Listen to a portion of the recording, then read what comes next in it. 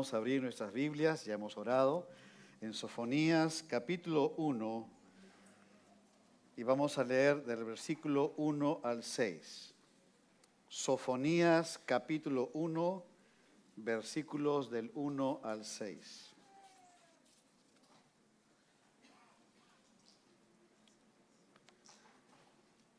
Dice así la palabra del Señor, Sofonías capítulo 1, verso 1. Palabra de Jehová que vino a Sofonías, hijo de Cusi, hijo de Gedalías, hijo de Amarías, hijo de Ezequías, en días de Josías, hijo de Amón, rey de Judá. Verso 2. Destruiré por completo todas las cosas de sobre la faz de la tierra, dice Jehová. Destruiré los hombres y las bestias, destruiré las aves del cielo y los peces del mar, y cortaré a los impíos y raeré a los hombres de sobre la faz de la tierra, dice Jehová. Extenderé mi mano sobre Judá y sobre todos los habitantes de Jerusalén, y exterminaré de este lugar los restos de Baal, y el nombre de los ministros idólatras con sus sacerdotes, y a los que sobre los terrados se postran al ejército del cielo, y a los que se postran jurando por Jehová y jurando por Milcom, y a los que se apartan de en pos de Jehová, y a los que no buscaron a Jehová ni le consultaron. Hasta aquí la lectura de la palabra del Señor. En esta mañana estamos iniciando el estudio del libro del profeta Sofonías, culminando así un recorrido por 3 libros del Antiguo Testamento. Hemos abarcado a Nahum, a Habacuc y ahora a Sofonías. Gracias al Señor porque toda la Escritura es inspirada por Dios y es útil para nuestro crecimiento espiritual a lo largo de toda la palabra del Señor. El ministerio del profeta Sofonías se desarrolló durante el reinado de Josías. Si tú ves en tu Biblia el versículo 1, nota que dice ahí, palabra de Jehová que vino a Sofonías, y un poquito más adelante dice, en días de Josías. Y Josías fue un rey piadoso que realizó una reforma religiosa que trajo a Judá el hecho de buscar al Señor. Pero a su muerte de Josías, los siguientes reyes hicieron lo malo ante los ojos del Señor hasta que Jerusalén cayera por mano de Babilonia. En este tiempo, hermanos, Dios levantó a una dupla de siervos, a Sofonías como profeta y a Josías como rey. Ambos sirvieron al Señor dentro de las funciones que tenían dadas por Dios, y esto fue de un tremendo impacto para Judá. Fue de un beneficio tremendo para Judá. Sin embargo, tristemente, Judá no quiso y rechazó esa bendición. Aun cuando Sofonías fue contemporáneo con Jeremías, Nahum y Habacuc, ahí estaban en ciertos periodos de tiempo, de años, sirviendo a Dios. Aún con eso, Judá no quiso escuchar la voz de Dios. Dios siempre puso a hombres fieles para que anunciaran su palabra en tiempos de ceguera espiritual, pero Judá no atendió a la voz del Señor. Y Dios levantó a Sofonías, porque Dios levanta a sus siervos en el tiempo que Él quiere, como Él quiere, los usa en las maneras que Dios mismo se propone. Y Sofonías sirvió durante el reinado de Josías, en esa etapa, cuando Josías era un niño, un jovencito, para que esa palabra que sembró Sofonías, más tarde Josías la aplicara en los cambios que necesitaba Judá para ese momento. Mirar la vida de Josías realmente es ver un cuadro precioso de la gracia de Dios. Él reinó desde los 8 años, pequeñito. Dios guardó su vida. Pudieron haberlo asesinado. A los 16 años empezó a buscar a Dios. A los 20 años comenzó a quitar a los altares idolátricos que había en Judá. A los 26 años mandó a reparar el templo y en esa reparación encontraron el libro de la ley que estaba tirado en una esquina con polvo y con tela de arañas. Y al encontrar el libro de la ley, leyeron esa palabra de Dios. Y el fruto de esa palabra hizo que se organizara de una manera que no se había hecho durante 400 años, desde el tiempo de Samuel, lo que fue la Pascua judía. Y Josías mandó a destruir esos altares idolátricos que todavía quedaban, produciendo un avivamiento espiritual tremendo en la vida de Judá. Aún cuando por más de 50 años vivió en apostasía, el abuelo de Josías, el rey Manasés, y el papá de Josías, el rey Amón, fueron reyes perversos, se apartaron del Señor, no eran creyentes y llevaron a todo a Judá a la vida pecaminosa. Josías recibe eso, de tal manera que él tuvo que empezar a hacer cambios espirituales que trajeron un tremendo beneficio para Judá, aun cuando el abuelo y el padre fueron inconversos. Me hizo pensar en este pasaje, en Ezequiel 18:4. Vamos a leerlo. Dice el Señor: he aquí que todas las almas son mías, como el alma del Padre, así el alma del Hijo es mía. Nótalo ahora: el alma que pecare, esa morirá. Y Josías nos demuestra que no hay tal cosa que si el abuelo o el padre fueron chuecos, ¿me entiendes la frase? Entonces el hijo va a salir chueco. No hay un fatalismo en eso, sino que la gracia de Dios puede obrar en vidas aun cuando crezcan en el entorno más difícil que uno pueda pensar. La psicología queda totalmente descartada en esto, porque el Señor obra en corazones más recios y duros y en los contextos más adversos.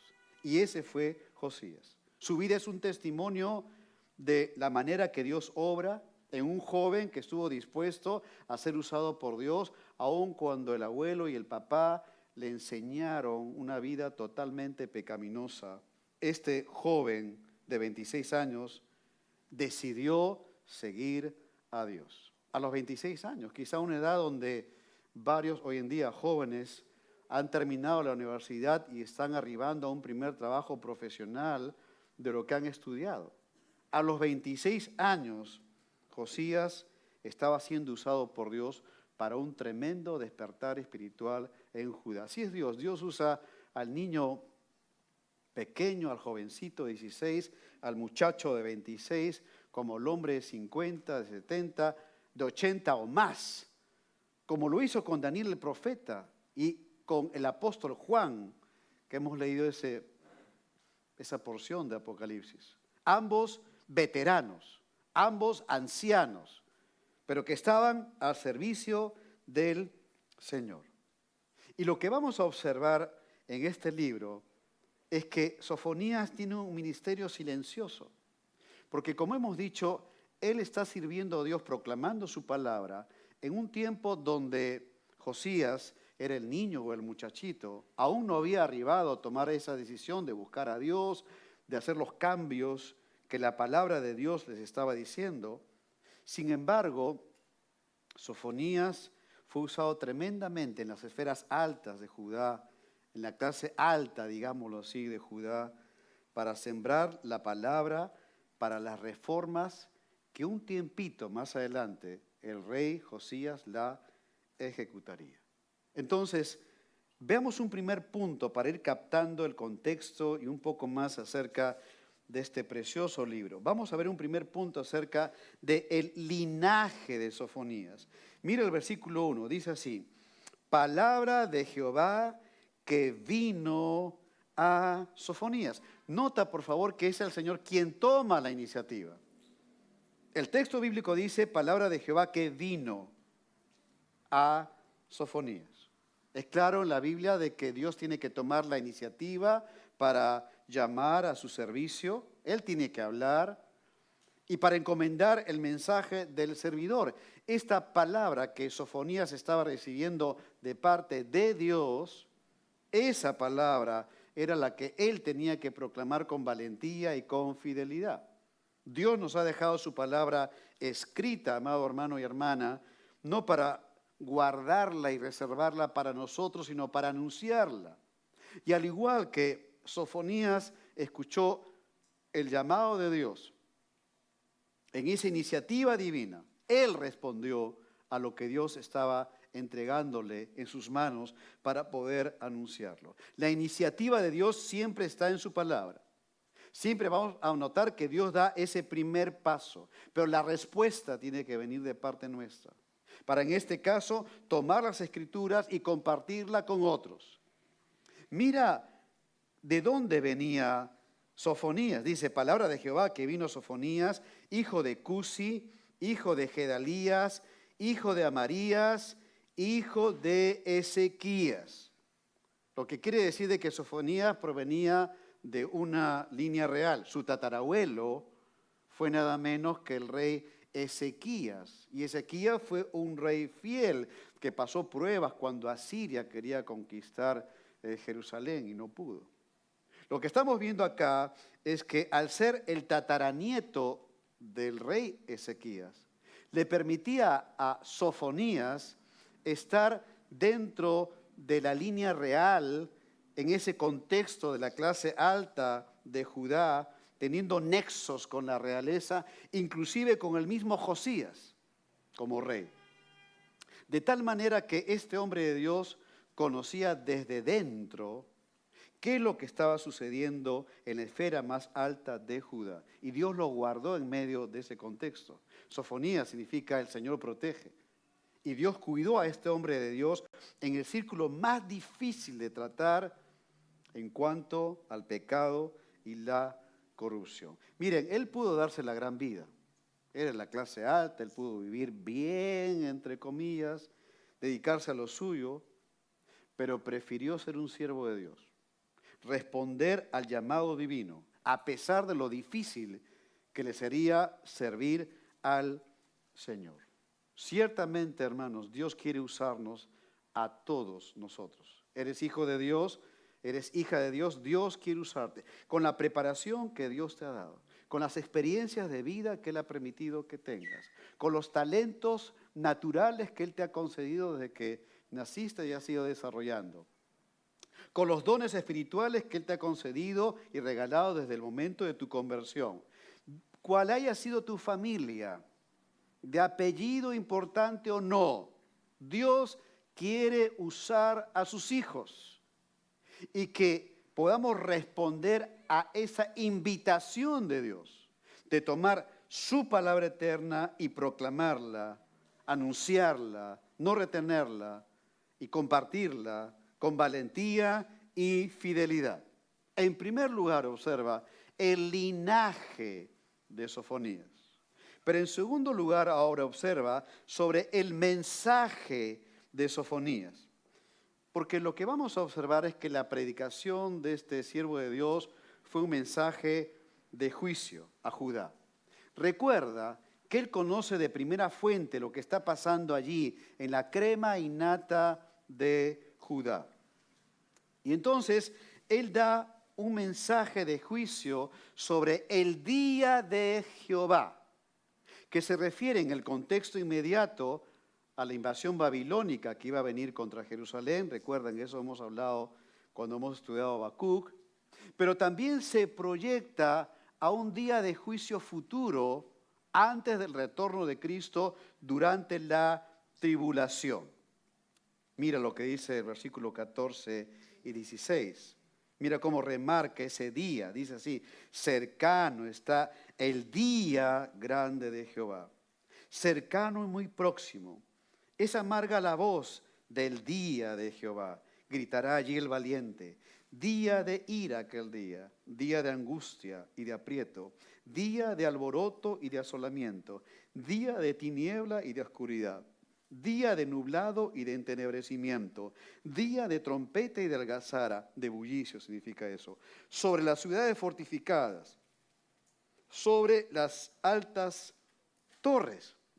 Y esto iba a pasar en los siguientes años, cuando Babilonia viniera y conquistara Jerusalén. Era un día de angustia, iba a ser terrible, pero también va a suceder en la tribulación antes del retorno de Cristo. Un día de juicio sobre los inconversos y rebeldes, sobre la humanidad que rechaza la verdad de la palabra de Dios.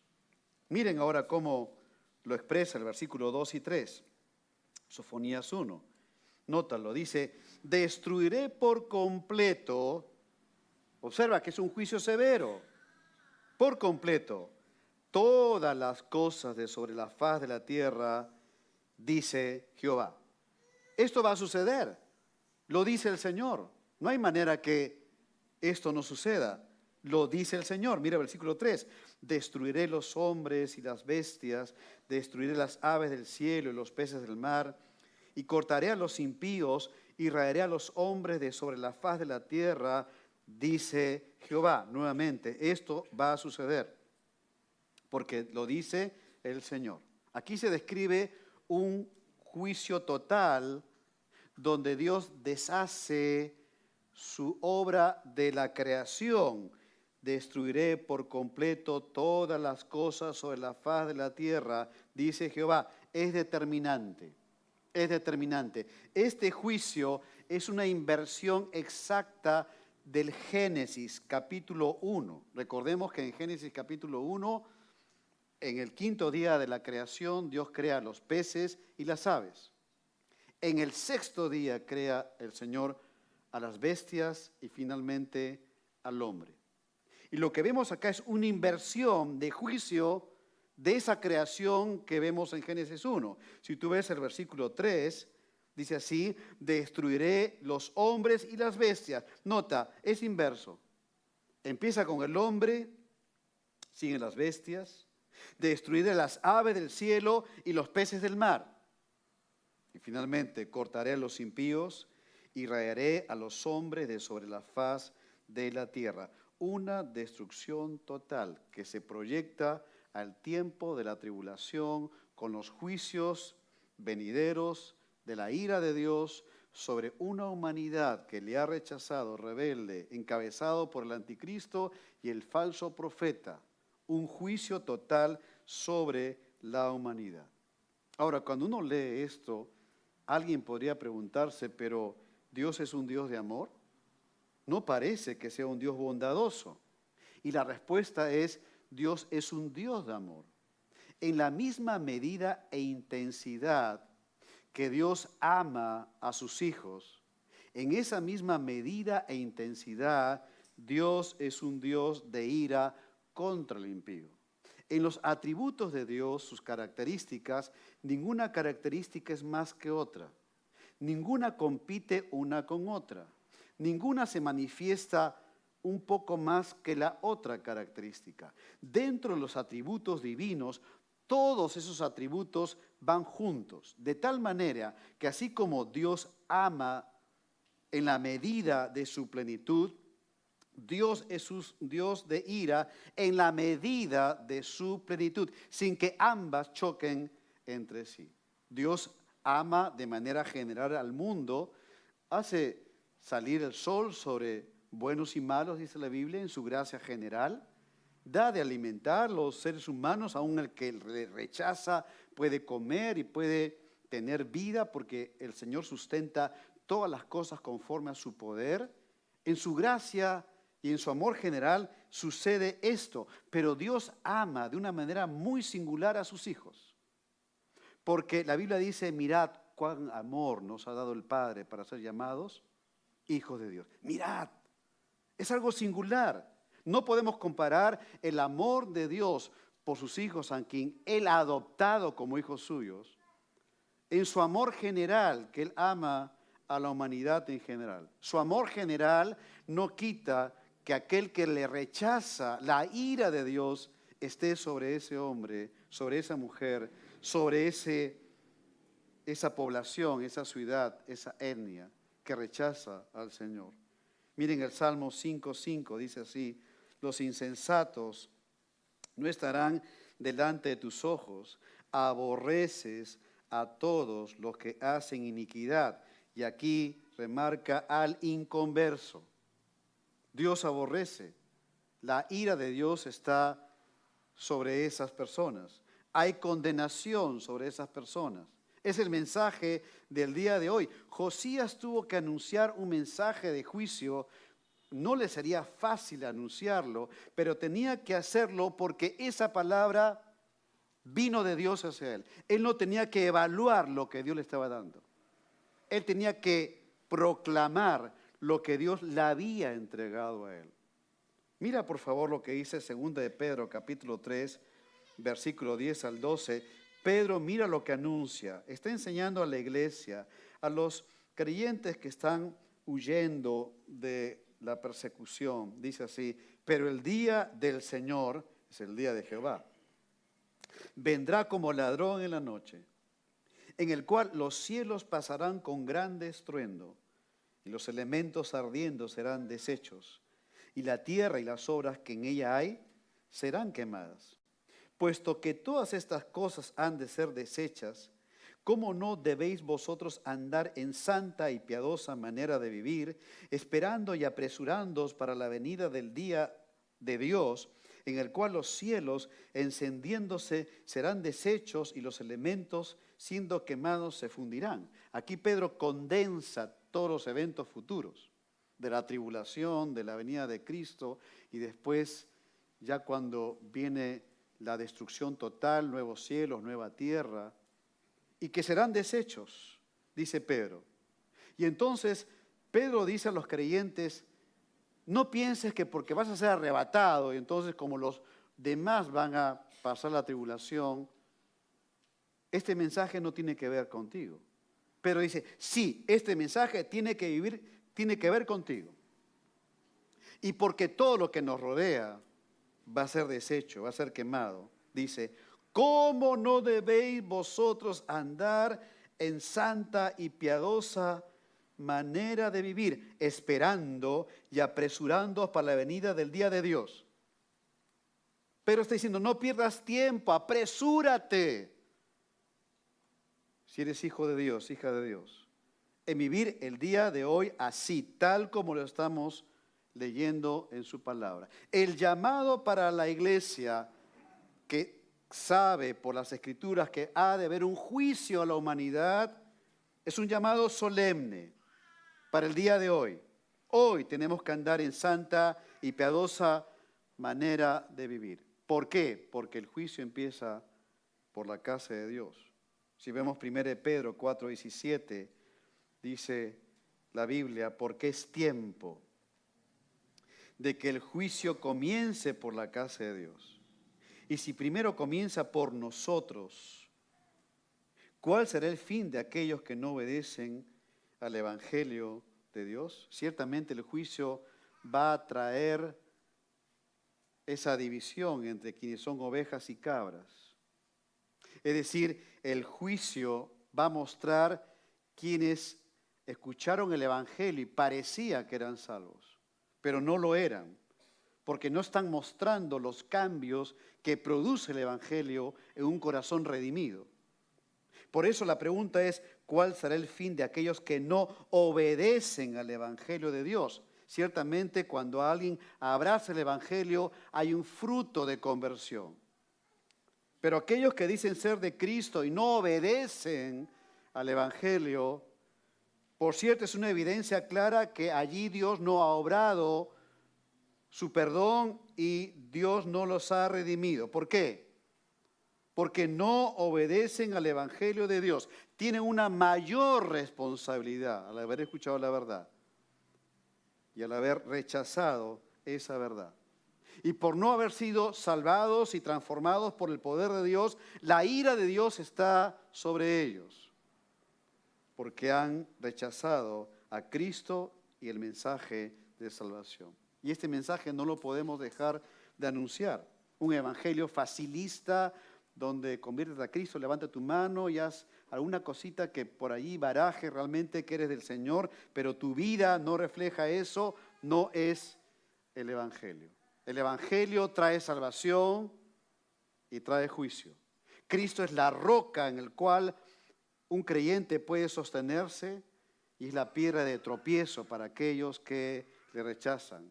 Hay cielo y hay infierno. Es el mensaje de juicio para el día de hoy y que la iglesia tiene que proclamar, mostrando esa vida y andar santo y piadosa, sabiendo que Cristo viene pronto. Sofonías anunció un mensaje que no le fue fácil. En medio de un ambiente donde había gente que trabajaba en el reinado y que tenía ciertos cargos y posición, gente que estaba, vamos a verlo ahora, extendiendo la maldad y el pecado. Y por cierto, no le fue fácil, pero era el mensaje que Dios le había entregado, el mensaje de Sofonías. Pero veamos ahora, en tercer lugar, la denuncia de Sofonías. La denuncia de Sofonías, porque piensa de que aunque estaba la nación de Dios allí, no todos eran pueblo de Dios.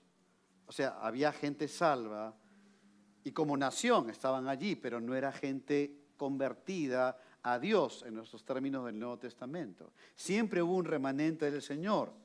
Pero miren lo que estaba pasando allí en el versículo 4 al 6. Dice así: extenderé mi mano sobre Judá y sobre todos los habitantes de Jerusalén y exterminaré de este lugar los restos de Baal y el nombre de los ministros idólatras con sus sacerdotes, y a los que sobre los terrados se postran al ejército del cielo, y a los que se postran jurando por Jehová y jurando por Milcom, y a los que se apartan de en pos de Jehová, a los que no buscaron a Jehová ni le consultaron. Nota, no son creyentes.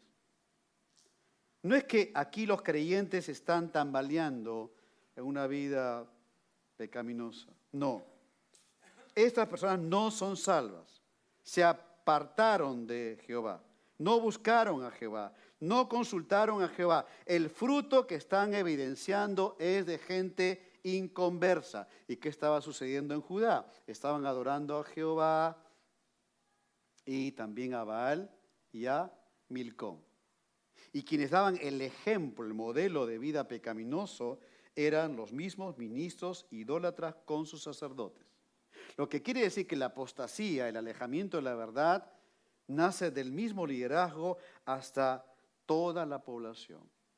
Recordemos que cuando Pablo le escribe a Timoteo la primera y segunda carta, una de las cosas que Pablo está enseñándole a Timoteo es que tiene que haber cambios en la iglesia de Éfeso, en la iglesia de Cristo, para el liderazgo. Por eso es que da el estándar de vida de los pastores y diáconos, los servidores de la iglesia local.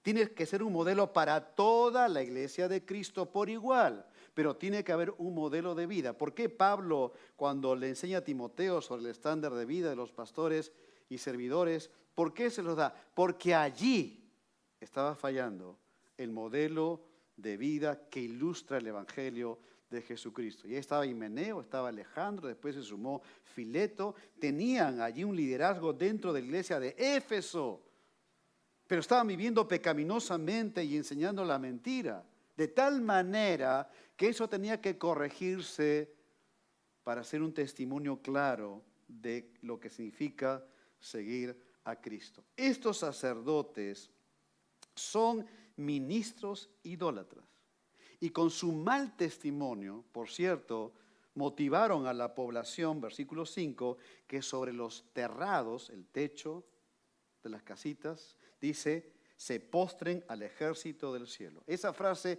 ejército del cielo, quiere decir que practicaban la adoración a los astros. Ejército del cielo, las estrellas, los astros. Y que allí en los techos de las casas habían hecho un ambiente especial para adorar y postrarse delante de esos astros. Practicaron la astrología, adoración a los astros. De tal manera que el pecado se extendió desde los líderes religiosos y los poderosos hasta los menos poderosos, porque así es el pecado. Es contaminante, es radiactivo. Toca la vida humana, destruye la sociedad, y es el único que puede detenerlo, es el Señor, porque Él venció, Cristo, el pecado en la misma cruz. Mira, por favor, Romanos 5:12. No podemos olvidar esto, hermanos. Esto tenemos que denunciarlo con autoridad, con convicción, con amor. Romanos 5:12. Dice, por tanto, como el pecado entró en el mundo por un hombre y por el pecado la muerte, observa ahora, así la muerte pasó a todos los hombres, por cuanto todos pecaron, ricos y pobres. Aquel que se emborracha con etiqueta azul y otros que se emborrachan con ron de quemar, que también es azul. Da igual. Ambos pecadores. Lo que tenemos que ser conscientes, hermanos, es que por cuanto todos pecaron, cuidado, hermanos, los que son de centro, derecha, izquierda, son pecadores. No hay buenos y malos. Son pecadores. Y esa es la denuncia que tenemos que hacer en el mundo entero. No se trata de que algunos son más buenos que otros. Todos. No hay diferencia alguna. Mira Romanos 3:22. Porque no hay diferencia. Por cuanto todos pecaron y están destituidos de la gloria de Dios. Ponte a pensar tú en una diferencia para que trates de acomodar quienes están mejorcitos que otros. No hay diferencia, dice la Biblia. Todos pecaron. Aquí estamos incluidos todos. Aún aquellos que hemos sido redimidos por el Señor, somos conscientes que estamos en la esfera de la muerte, de las tinieblas, del pecado. Cristo nos sacó de esa esfera, nos trasladó al reino de su amado Hijo Jesucristo, a la vida eterna, a la comunión con Dios, a estar gozándonos de su salvación y su presencia. Y observa, por favor, que aunque el Evangelio es para todos, la salvación es para todo aquel que cree solamente. Sofonías está sirviendo al Señor. Él está denunciando el pecado y los males a la clase alta de Judá.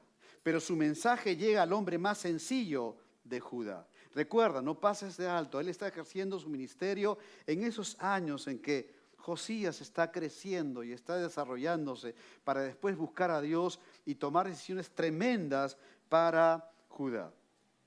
Mira por favor, 2 Crónicas 34, versículos 3 y 4. Mira cómo Dios comenzó a obrar ya por medio de la predicación de su palabra. Dice así, a los 8 años de su reinado, ese es Josías, tenía 16 años, 8 años de su reinado, siendo un muchacho, comenzó a buscar a Dios, al Dios de David su padre. Y a los 12 años, tenía 20 ya, comenzó a limpiar a Judá y a Jerusalén de los lugares altos.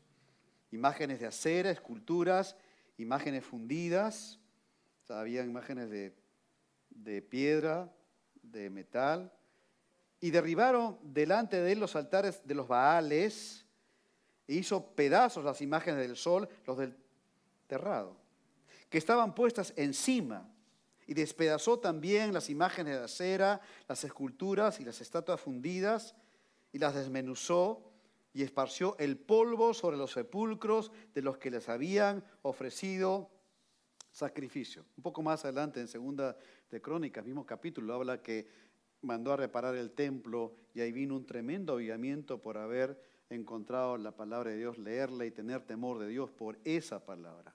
Nos preguntamos si Sofonías en qué medida ha influido en la vida del rey Josías. Si el rey Josías tomó decisiones por la predicación de Sofonías, pregunta para el cielo. Pero de hecho este hombre de Dios influyó tremendamente en la vida del rey Josías. Sofonías era un hombre que tenía a Dios como el centro de su vida.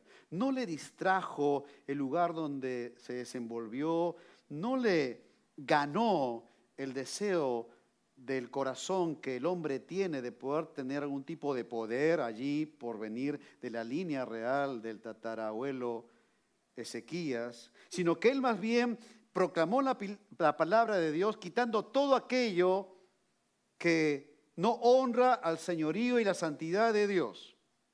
De tal manera que tenía que haber una limpieza en Judá. Si vemos el versículo 4, dice el Señor, exterminaré de este lugar los restos de Baal y el nombre de los ministros idólatras con sus sacerdotes. ¿Por qué? Porque no hay avivamiento sin limpieza.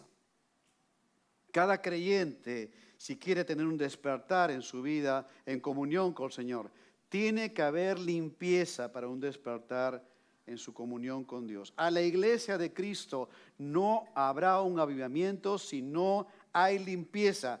Había que quitar todo aquello y todo aquel que estaba impidiendo el desarrollo de la obra del Señor. El culto a Baal era terrible, ¿no es cierto? Porque Baal se asociaba con el dios de los cultivos, de la lluvia, y todos se lo atribuían a Baal, y también había cultos sensuales, horriblemente sensuales, y también sacrificios humanos. Milcom no se quedaba atrás.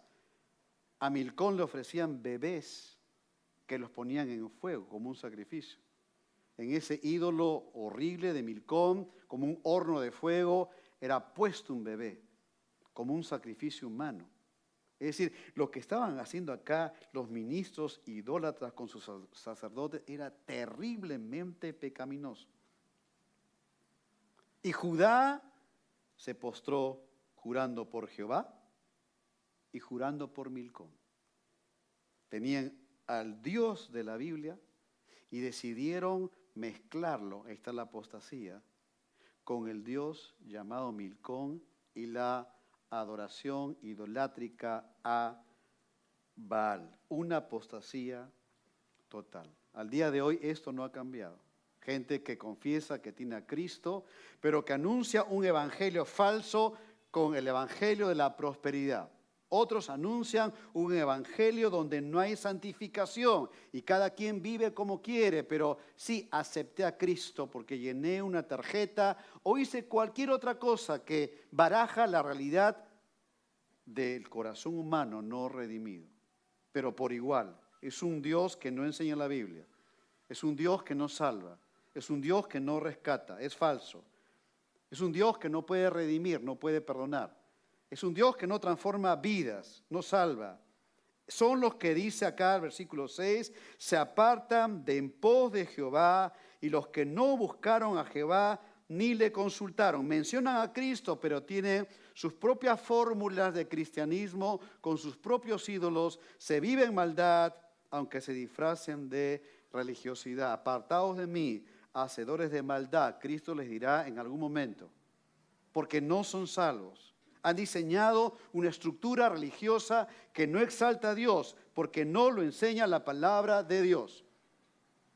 Y en la iglesia de Cristo hoy, esto debe estar muy diferenciado. Claramente en la vida de un creyente, para no engañarnos y cuando no sea demasiado tarde. ¿Por qué? Porque es tiempo de que el juicio comience por la casa de Dios, por la iglesia de Cristo.